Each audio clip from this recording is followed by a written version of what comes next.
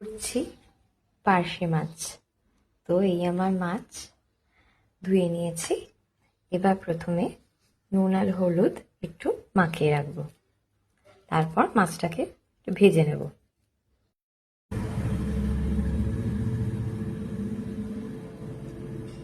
মাছগুলোকে কড়াইতে দিয়ে দিয়েছি ভেজে নেওয়ার জন্য। ঢেকে দিলাম কারণ তেল ছিটছে। মাছগুলো ভাজা হয়ে গেছে। এবার মাছের তেলেই দেব ফোড়ন, কালো জিরে আর কাঁচা লঙ্কা। দিয়ে দিলাম কালো জিরে ফোড়ন আর একটা কাঁচা লঙ্কা। আমি এটা একটু বেগুন দিয়ে করব, তার জন্য বেগুন কেটে রেখেছিলাম, সেই বেগুনগুলো দিয়ে দিলাম। ভাজা ভাজা হয়ে গেছে। এখন আমি দেব আমার টমেটো পেস্ট। দুটো টমেটো পেস্ট করে রেখেছিলাম, এটা দিয়ে এবার একটু কষাবো।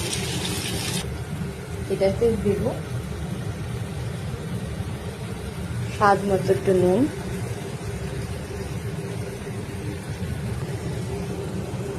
হলুদ গুঁড়ো, রঙের জন্য একটু লাল লঙ্কা গুঁড়ো দিয়েছি, আর দেব জিরে গুঁড়ো। এবার এই মশলাগুলো একটুখানি কষিয়ে নেব। মশলাটা থেকে তেল ছেড়ে গেছে, তাই এবার দিয়ে দেব পরিমাণ মতো জল। যতটা ঝোল করতে চাইছি একটু বেশি করেই ঝোল করব, এই জন্য পরিমাণ মতো একটু জল দিয়ে দিচ্ছি।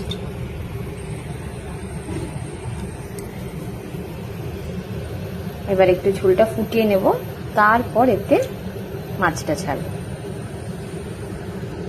ঝোলটা ফুটে আসার পর মাছগুলোকে ঝোলে দিয়ে দিয়েছি। এবার মাছগুলো দিয়ে আবার কিছুক্ষণ একটু ফুটতে দেব। এবার উপর থেকে ধনেপাতা কুচি সরিয়ে দিয়েছি।